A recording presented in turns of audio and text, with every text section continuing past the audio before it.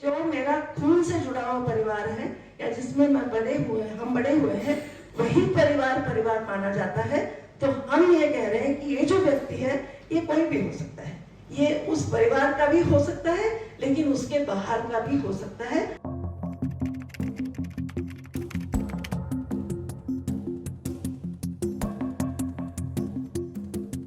उत्तर प्रदेश के शामली जिले में एक लेस्बियन जोड़े ने पुलिस प्रोटेक्शन की मांग की। केरला हाई कोर्ट ने एक लेस्बियन जोड़े को साथ रहने की अनुमति दी। अखबारों की ये हेडलाइंस सोचिए LGBTQ समाज के लोगों पर क्या असर डालती होंगी, जिनके लिए अपना साथी चुनना किसी जोखिम से कम नहीं। हालांकि इस तरह की कठोर परिस्थितियों में भी LGBTQ समुदाय के लोगों में उम्मीद की किरण बरकरार है। 2014 के NALSA versus union of India case और 2018 के ऐतिहासिक नवतेज सिंह जौहर वर्सेस यूनियन ऑफ इंडिया के जजमेंट के बाद LGBTI कम्युनिटी एक नई लड़ाई की तैयारी के साथ सुप्रीम कोर्ट पहुंची है। स्पेशल मैरिज एक्ट के कुछ प्रावधानों को चैलेंज करते हुए नवंबर 2022 में 2 रिट पिटीशन दाखिल की गईं, जिसमें कि समलैंगिक विवाह को एक कानूनी मंजूरी देने की गुहार लगाई गई है।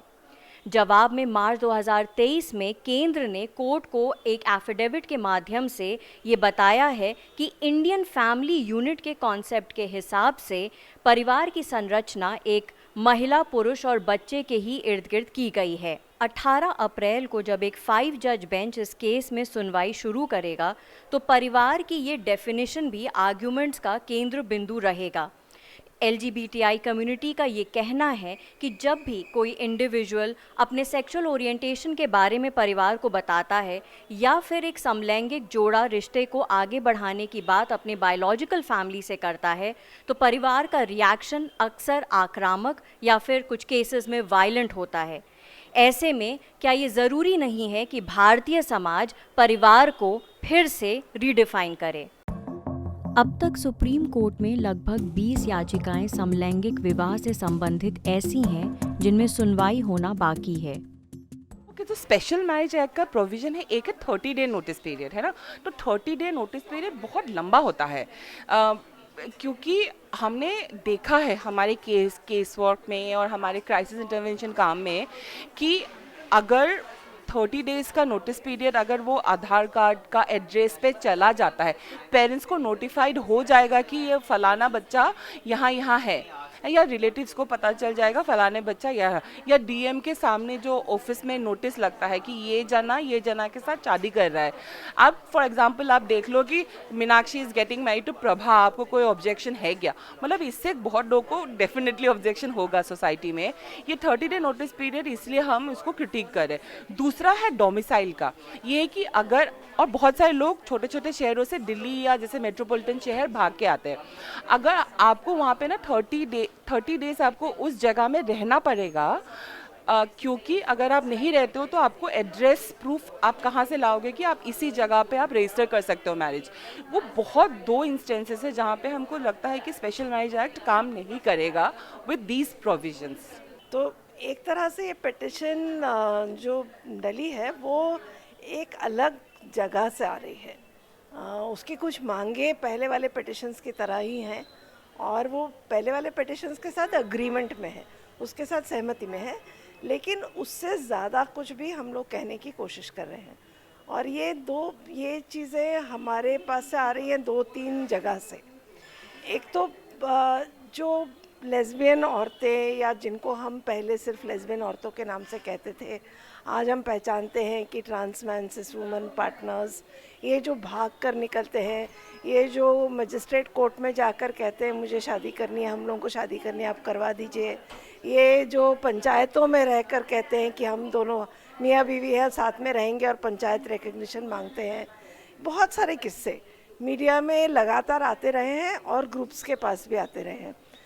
ये अक्सर स्टेट के पास गए हैं ये कहने के लिए कि हमारे रिश्ते को आप मान्यता दीजिए। और जब हम उन लोगों से मिले हैं, जब उन्होंने उनसे बात की है, तब पता चला है कि वो उनको उनके फैमिलीज से सपोर्ट नहीं मिलता है, इसीलिए वो भाग रहे हैं ताकि वो कोई ऐसी जगह पाए जहाँ पर उनके रिश्तों को एक मान्यता मिले।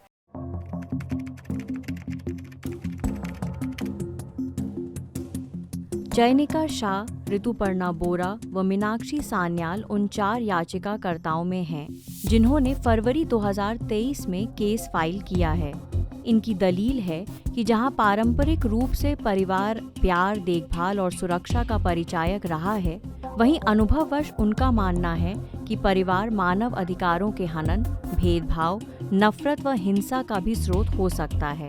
इसके चलते जहां महिलाओं को पारिवारिक हिंसा से बचाव के लिए protection of women from domestic violence act 2005 के अंतर्गत सुरक्षा प्रदान की गई है, वहीं LGBTQ समुदाय की सुरक्षा के लिए कोई फ्रेमवर्क मौजूद नहीं है। इस मुद्दे को लेकर दिल्ली में आयोजित एक कार्यक्रम में LGBTQ समुदाय के लोगों द्वारा तैयार की गई ऐसी सूची जारी की गई है जिसमें 12 राज्यों में 28 लोगों से बातचीत करके पारिवारिक हिंसा के भिन्न आयामों को समझाने की कोशिश की गई है। हम उनमें से कुछ टेस्टिमनीज या कथनों को आप लोगों के समक्ष रख रहे हैं, जिन्हें सुप्रीम कोर्ट में चल रहे केस में भी दाखिल किया जाएगा।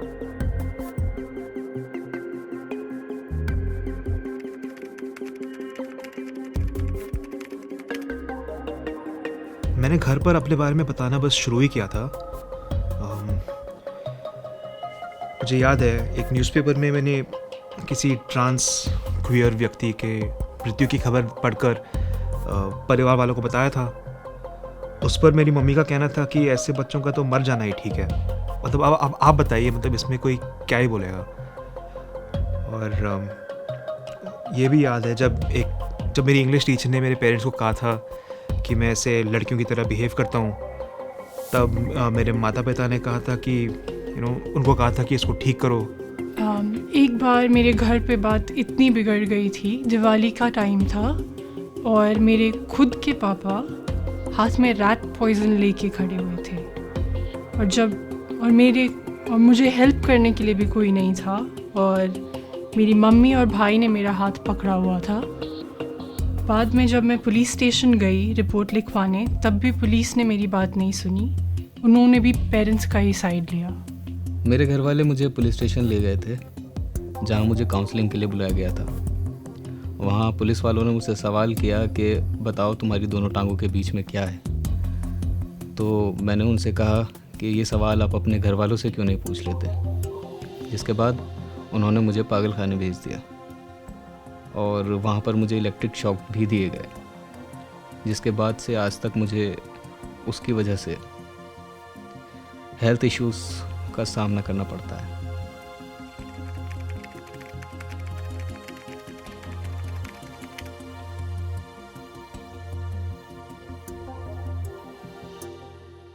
मान लीजिए कि मैं किसी के साथ, जैसे मैं मेरी पार्टनर के साथ हूँ फॉर लास्ट कमिंग नवंबर में 29 ईयर्स होंगे, तो अगर उनके साथ मैं हूँ और अगर मेरा कुछ हुआ, मतलब हॉस्पिटल में माम को दाखिल करना पड़े, तो क्या मेरा फैमिली आके वो देंगे, कॉन्सेंट फॉर्म में साइन करेंगे, या जिनके साथ मैं थिक एंड थिन टाइम गुजारी चुकी हूँ उनको। Not only see the thing is, ये ऐसा नहीं है कि मैं और एक्स या वाई, क्योंकि मैं तो काफ़ी प्रिविलेज हूँ। जिनके पास प्रिविलेज का पी तक नहीं है उसको क्या होगा।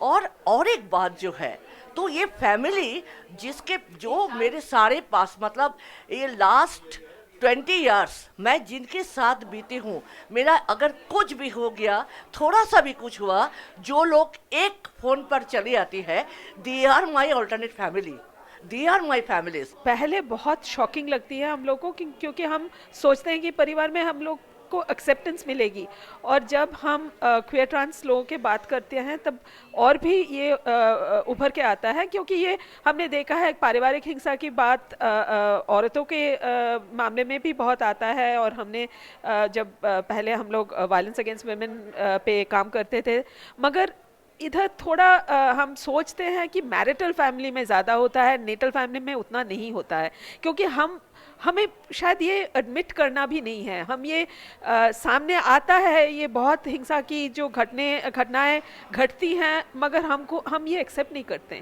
क्योंकि हम इसको एक नेचुरल चीज़ मानते हैं कि ये बायोलॉजिकल एक रिलेशन है, ये रिश्ता एकदम जो है बायोलॉजिकल है, तो ये खून का रिश्ता है। इधर कैसे हमारे ऊपर हिंसा हो सकती है, मेरी माँ कैसे हिंसा कर सकती है मेरे साथ, तो ये जो हम इमेजिन ही नहीं कर सकते, जब होता है तब इसको मानने में भी बहुत टाइम लग जाता है। इंडियन फैमिली यूनिट कॉन्सेप्ट के अलावा पिछली सुनवाई में सरकार की तरफ से सॉलिसिटर जनरल ने कोर्ट को ये भी तर्क दिया है कि संसद को एक समलैंगिक जोड़े द्वारा गोद लिए गए बच्चे पर पड़ने वाले साइकोलॉजिकल असर पर बहस करनी चाहिए। ऐसी सांस्कृतिक सोच के चलते इतना तो तय है कि LGBTQ समुदाय की ये लड़ाई कठिन होने के साथ साथ अनिश्चित भी है और लंबी चलने वाली है। We hope that Supreme Court listens to us, and therefore, again I'm reiterating, it's not in the Parliament, it is in the Supreme Court, and we believe in the Constitution of India. We are citizens of this country, we are living in this country, and we deserve safety, security and protection like other people. Media से आपकी सबसे बड़ी शिकायत क्या है? यही ना कि वो आपकी बात नहीं करता, आपकी खबरें नहीं दिखाता। इसका इलाज ये है कि मीडिया में आप इन्वेस्ट करें ताकि मीडिया आपकी बात करे। सब्सक्रिप्शन आधारित मीडिया इसका जवाब है।